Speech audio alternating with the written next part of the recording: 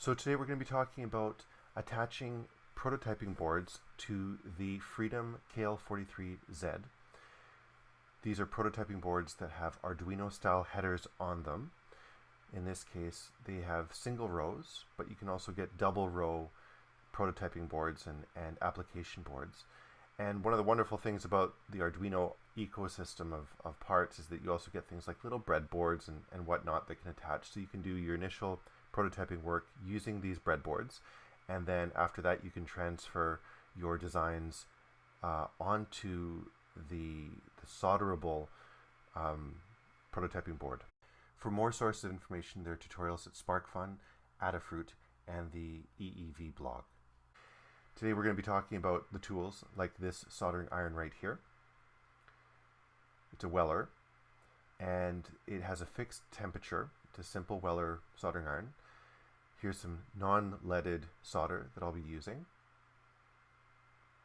And it's always important to put your soldering iron back in its holder so that you don't burn yourself. When you clean it, and you have to make sure that tip is clean, wipe it. Don't leave it against that brass thing at the bottom there, because you don't want to remove too much heat from your soldering iron. You're also going to want to make sure that you have a fume extractor.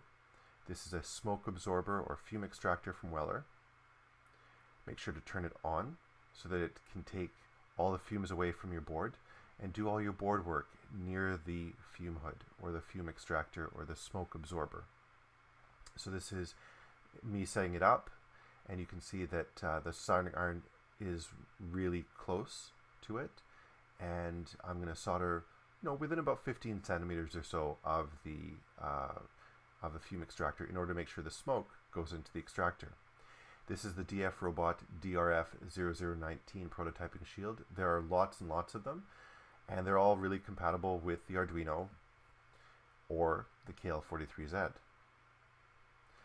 We're going to be using double row headers. In this case, we're going to be using double row headers from DigiKey or from local vendors like Creatron, and they have specific part numbers that go along with them. So I've included the part numbers for you so that you can go and find them, because they're sort of hard to find.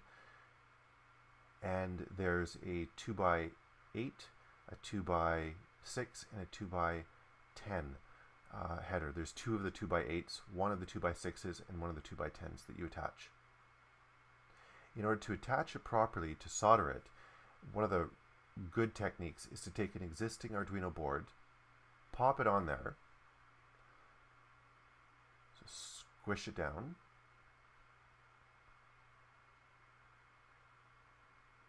like this, and now that it's fixed in place, now you can solder it.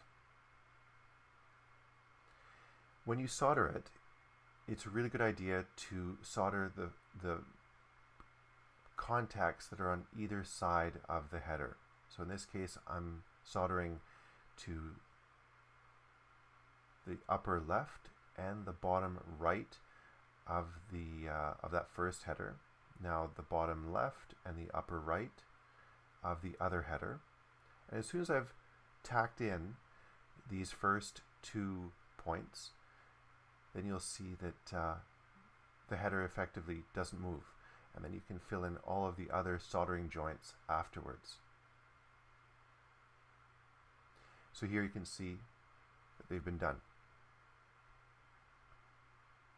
And so now I'm going to go and solder in all of the other joints.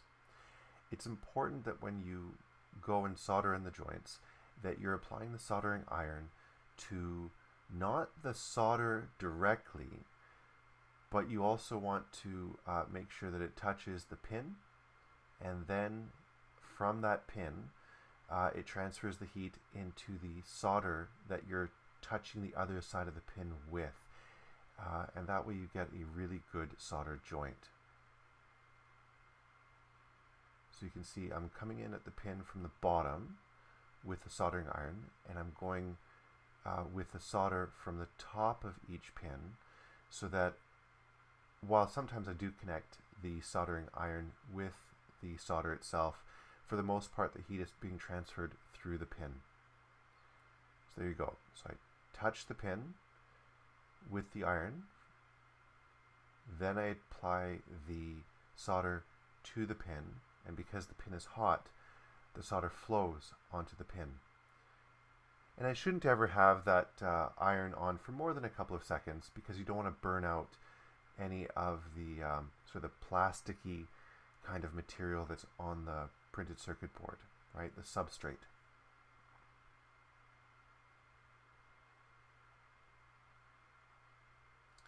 Because if you do, you'll end up either melting something that you don't want to melt, or you'll remove the pads from the printed circuit board, and then you won't be able to use your board. So only a few seconds when you're soldering. And if you mess up, then walk away, let it cool off, and come back at it. So touch the pin with the iron, then apply the solder to the hot pin, basically.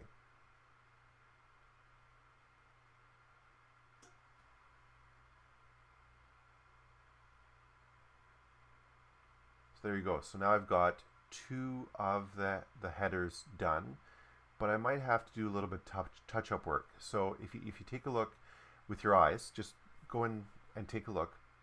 Sometimes you'll see that the pin itself isn't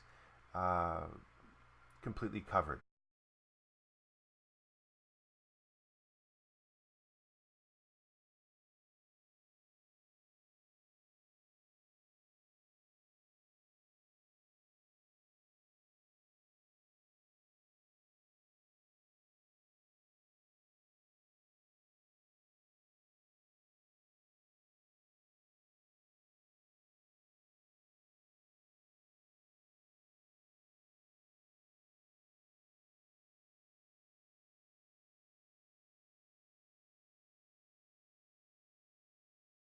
So now what we're going to do is we're going to go up to the top, and we're going to tack on the opposite corners of the other header right here. This is the 2x10, I believe, that I'm doing right there. Then the 2x8 beside it. Again, the diagonal corners.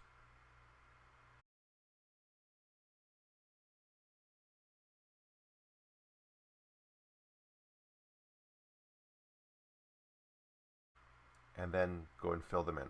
So all the remaining ones on the solder header you want to fill in.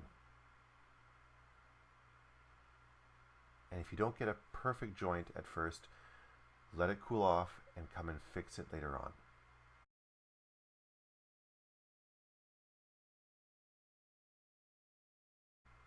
The important thing here is you apply the iron onto it, heat it up, and as it's heating up, the solder that's on the other side of that pin will flow on.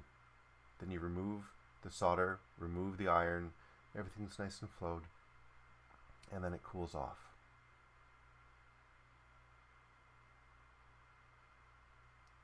So now that you've seen that, I'm going to speed this up. So this is now being done at 3 times regular speed. You can't actually solder this fast, or I can't at least. Maybe you're better than I am.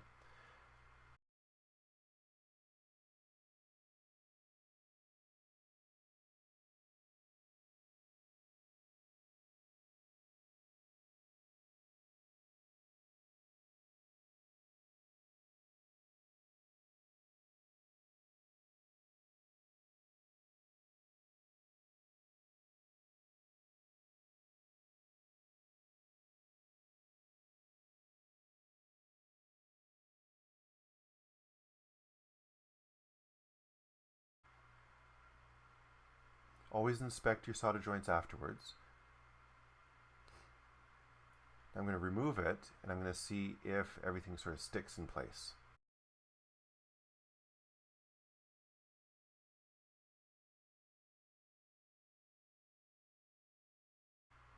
So there you have it. Double row headers attached to the Freedom KL43Z board. And now I'm going to have to clean it with alcohol.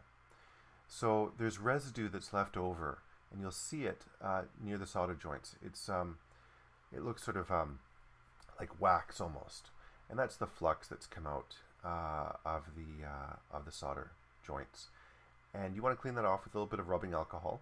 So here I've poured the rubbing alcohol into the cap of the rubbing alcohol container and taken a Q-tip, and now I'm just going to wipe it down.